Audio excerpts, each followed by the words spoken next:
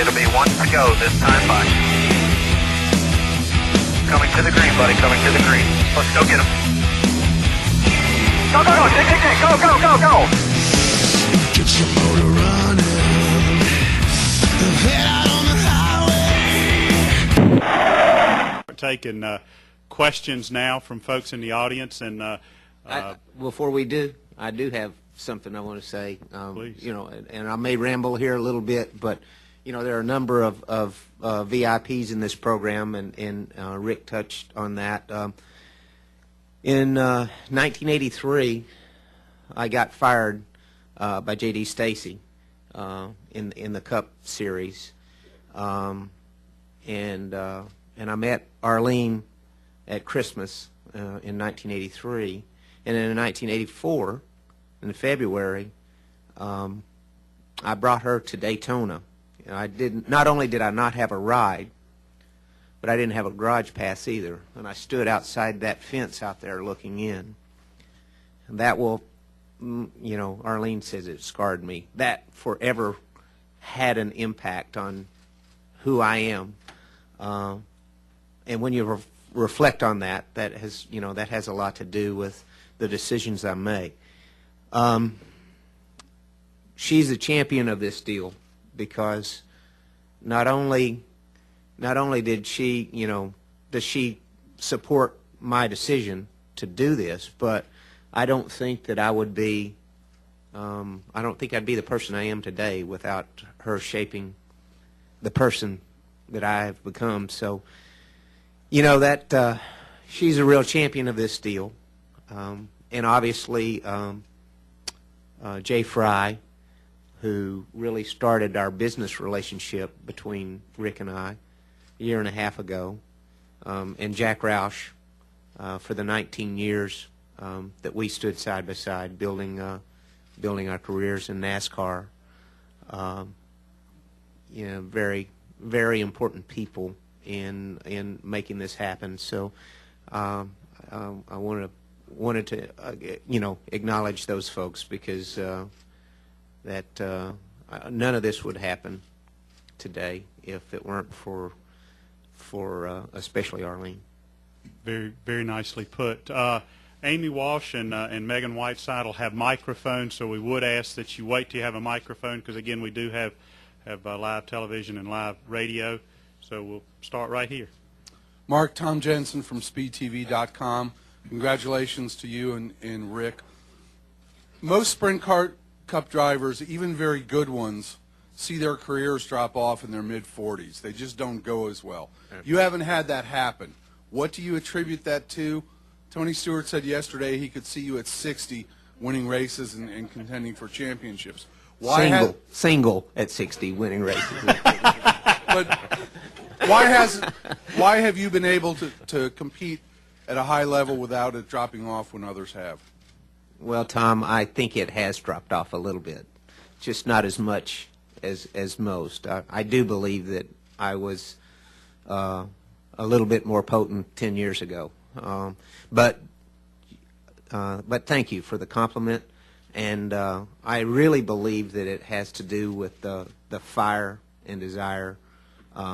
As you guys have noticed, you know, I may not always, I may change my mind from time to time, but one thing's for sure, whatever I decide to do, that's what I'm going to do. And I do want to give credit, and I think that has a lot, the fire and desire, to simply answer your question. But I also would like to say another thing when I mention about VIPs. I think one other thing that we should acknowledge is Tony Gibson and the DEI team also gave me the confidence to do something like this by giving me such great race cars this year and making it fun. I've had more fun this year racing than I can remember in racing with those guys, and I've had a taste of, you know, just almost being able to win a race at Phoenix, and I want to win a race. I want to win another race before I can't anymore, you know, before that opportunity isn't there anymore. and the motivation really to come do this deal, you know, was largely based on I want to drive something I can win in, and I think these guys can provide that for me. We've got a couple of folks with microphones here, and then got some questions up front here. Go ahead. Yeah, Dave Rodman with NASCAR.com. One for Rick and one for Mark, if I can. If I got to get in line after Rick, that's fine. But Rick, with the speculation about Tony Stewart and the possible contract buyout, is it fair to say that you opted to do this deal with a Mark rather than pursue Tony? And did he have any conversations with you?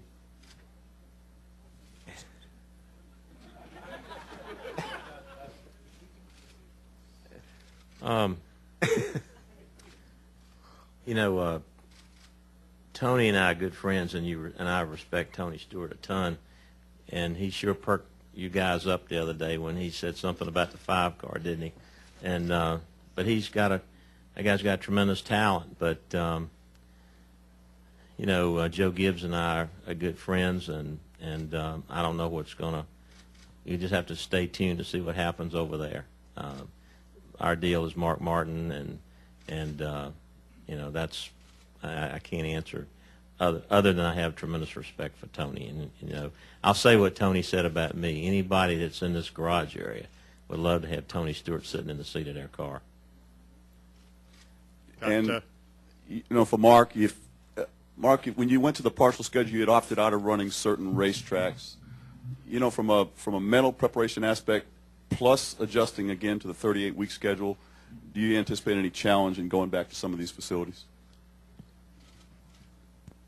Sears Point would be, you know, the only one that really comes to mind. The Glen is like a super speedway road course, and you know, is not really wouldn't really bother me. But I have, you know, I think we'll be fine with that. I think this is going to be a blast. That's the reason I couldn't sleep last night, because I was thinking about, you know, so much about what it's going to be like to have an opportunity to work with an organization like this, and you know, I really look forward to it. I look forward to the challenges. A couple up here.